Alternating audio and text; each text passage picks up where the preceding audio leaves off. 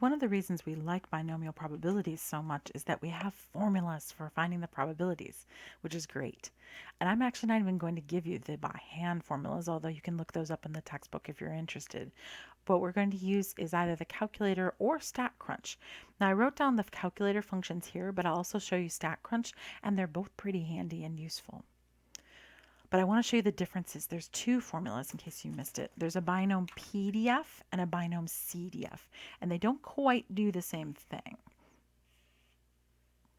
All right, so the student that takes the multiple choice test that has 10 questions, each question has 5 choices, only one of which is correct. And the student's randomly guessing, right? Remember that setup? So what I have here is the probability of x, and I have everywhere from 0 up to 10 because we said x could be as low as 0 and could be as high as 10. So this right here is the probability that the student gets 0 questions correct. This blank right here will be the probability of getting 1 question correct, 2 questions correct, 3 questions correct, and so on. Don't worry about this column yet. I'll get there. Right? But for right now, just look at this middle column. So these are the probability of each of those specific values. That's what binompdf finds for us, is the probability that x is equal to a specific value, which is what we're looking for in this particular set. So for this one on the calculator, we would use binompdf n comma p comma x, and I'll just leave it at that. X is in brackets for a reason, and I'll explain that in a little bit. And then I'll also show you on StatCrunch, so we'll leave some space for that. All right, so first of all, let's show you this on the calculator. All right, on the calculator, you can see above your variables button, do you see where it says DISTR? That stands for distribution. So you hit second DISTR, and it's kind of in the middle, so you can kind of scroll down to it, or you can actually go up. But you're looking for, in my calculator, it's letter A, binompdf. So you choose that one, and then it says, okay, how many trials did you have? Well, remember, we already figured that out for this problem. N was 10, and P is 1 out of 5, right? Because you have 5 options, only one of which is correct, right? So we're going to say N is 10, P is the probability of success, which is 1 out of 5, and the X value, well, okay, to show you just the 0, I'm going to put 0 in and press paste. Now notice that was paste. It's not calculate, which is kind of new for us. It pastes it into the main screen, and then you have to press enter to get it to run. See, 0.1074. Let's do it again and fill in that blank. There's a blank there at 1. So second distribution, it's actually closer to the bottom, so if I go up, I can get there faster. So binompdf 10, 1/5, and I can tell it 1, enter, and paste, and there you have it, 0.2684. So this value here is 0.2684. If you want to see it on the calculator, what you're typing is binompdf 20, and then 1/5, and then 1. Right? You're picking a specific value of 1. Now, what happens if I don't pick a specific value? Why is x in brackets like that? Well, on the calculator, what you can do is hit second distribution, go to binompdf, type in the 10 and the 1/5, that's fine, but leave the x value blank. I want you to see what happens. So if I leave it blank and click paste and press enter, it actually finds all of them. So look, there's 0.1074 is the first number. There's 0.2684 is the next number. Then there's 0.3019. That's the 302. That's the next number. And so on and so on and so on. It's a little tedious. It's kind of hard to look at. So it's not necessarily that useful, but there you have it. And there are ways to make it slightly more useful, but I don't think it's really worth our time. If you're interested, I can always make you a video about some more features with binompdf. Just let me know. All right, so to fill in the rest of these blanks, we need 6. So now I could go back to the distribution menu, but I also have a calculator, so I can just kind of press up and grab and press enter on a previous entry and just change the number to 6. And away you have it. So this one's 0.0055. Now before I go any further, I need to show how all this works in StatCrunch. It's actually just as easy in StatCrunch. Oh, this was 10, 1/5. I wrote 20 up above, and this was 6. So, sorry, I wrote 20, but I meant 10. All right, now let's go to StatCrunch for a second, because this will be a new area of StatCrunch we haven't been to before. So under Stat, there's these things called calculators. See all these distributions? They're discrete and continuous. There's a whole bunch of different ones. So we're particularly interested in the binomial distribution, right? So I click on binomial, and then it's asking me, what do you want? So I type in my trials, which was 10. I make my P, my probability of success. I don't think it'll like 1/5. Yeah. So I will have to type it as a decimal, which is 0.2. And then I say, okay, I want it to be, and then I click on this little less than or equal to sign. I can tell it what I want. I want equal to. And I want it to be equal to, let's see, 1. And click compute. And there you have it. It's 0.2684. It's actually even showing us the probability graph as we do it. So we're actually asking only for that red bar, the probability of 1. If I want the probability of 6, I just change this to 6 and click compute. If I want the probability of 0, I press 0, enter. You don't even have to click compute. You can just press enter and it'll happen. So 0, enter, 1, enter, 2, enter, and so on. You establish these values, 10 and 0.2, right from the start, and it'll find whatever you like. Isn't that nice, right? So it's actually, I think, a little bit easier in StatCrunch, to be perfectly honest. So there's 3, there's 4, there's 5, and so on. So there's 6. So we want to write instructions for ourselves. Remember how we got there. We went to Stat, Calculators, Binomial. And then you just enter in your values. And again, I don't think it's going to like it as a fraction. I think I'm going to have to, but let me try. Oh, no, it did okay. It does as a fraction as well. Look at that. So the blank was at 6. And there it is, 0.0055. So let's write down some instructions for ourselves, because that's nice and fast. And I like the little graph that it gives us.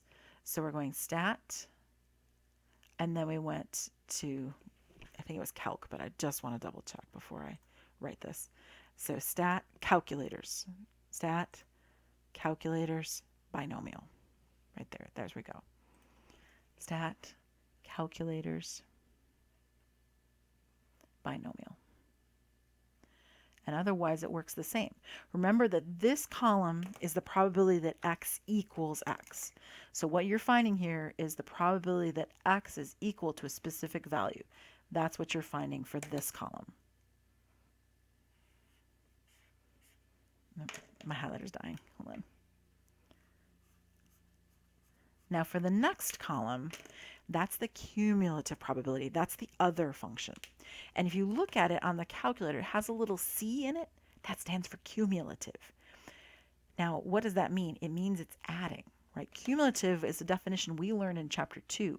It means it adds. It accumulates, right? It sums the probability. So the calculator can only do this one way. It's binomcdf.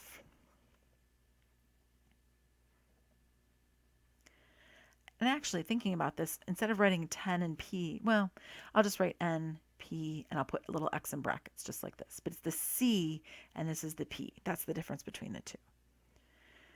And then for StatCrunch, it's actually going to be the same thing. This one is the equals one that we did. And then this one will be Stat, Calculators, and we'll actually use less than or equal to. So binomial. And we can use less than or equal to find these. If you remember, there was that little pull down menu. Don't worry, we'll see it again. All right, so let's figure out these values here. So if I grab the calculator, and I'm going to go back to distribution, and it's under binomcdf. C stands for adding, for cumulative. So binomcdf, 10, 1/5. And then just for fun, let me do the x value of 1, just so you can see it. And then paste and press enter. So you can see it's 0.3758. What it's doing is adding these two. 0.1074 and 0.2684 together make 0.3758. See it? So this next one's going to be adding these three together. So it's going to accumulate the first three probabilities. This one's accumulating the first probability, which is why it's the same number for both. This next number, that one we just found, is adding these two, right? Because it's adding. All right, so now let me do it again. I'm actually going to go grab it one more time from the menu so you can see it. So second distribution, I go up actually because it's faster. So up to binomcdf, 10, 1/5, and I'll type 2 now and paste. Enter. And you can see that this number right here is let me grab green, 0.6778. We got it from binomcdf, 10, 1/5, and 2. The next one would be the same thing, but with 3. Oop, there we go, 3. And we get 0.8791. And that's binomcdf. The important part is that C, 10, 1/5, and 3. And what it's doing is adding these first 4 probabilities, right? So this is a less than or equal to probability that's finding. What you're finding is the probability that x is less than or equal to a specific value.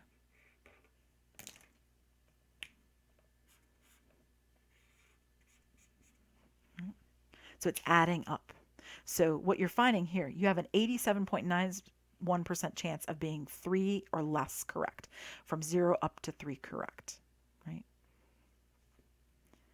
All right, what about StatCrunch? And also the last one. Let me show you the last one, although you should know the answer to the last one. Having 10 or less correct. Let me grab it. If I put 10 in here, close parentheses, enter, it's 1, right? So at the bottom, you should have all of these probabilities here should add up to 1 over here, right? All right, now what about StatCrunch? StatCrunch, again, I think is easier because StatCrunch is not as limited. So you can say, well, we actually already still have it, but it's the same place as before. Stat, calculators, binomial. You would type in 10 and 1/5, and you want to choose the less than or equal to button because that's the same as the CDF. So if I type in 1, enter, that's the 0.3758.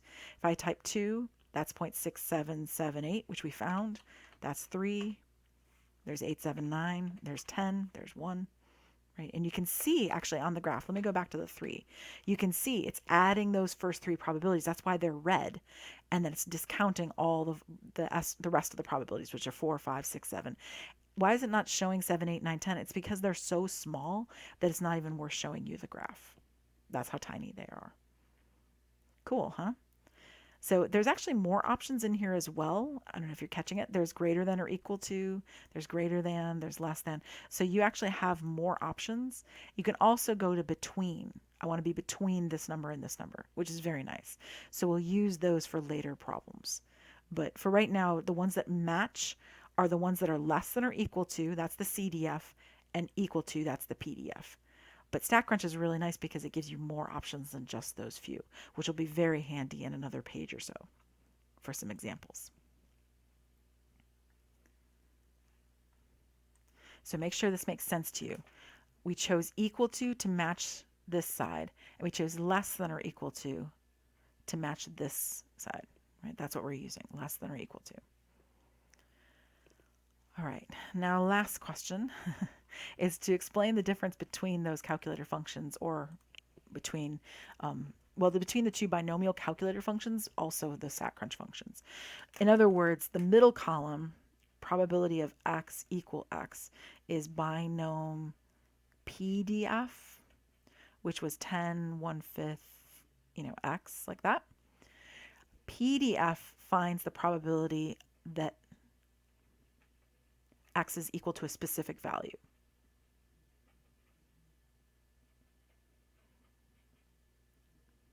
I'll just say x equals a specific value. That's why I'm putting the equal sign in there.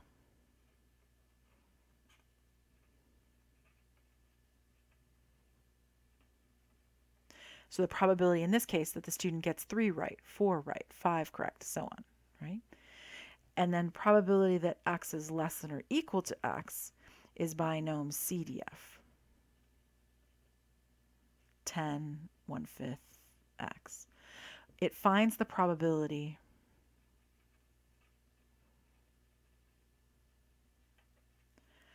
that x is less than or equal to a value. So in other words, what's the chances the student gets 2 or less right, 3 or less right, 4 or less right, 5 or less right, 10 or less right, right? So up to and including, right? That's what you're talking about. So what's the probability this student gets up to and including 3 correct? That's 0.8791. What's the chance the student gets up to and including 5 correct? 0.9936. They got a 99.36% chance of getting 5 or less of questions correct. See? Less than or equal to a specific value.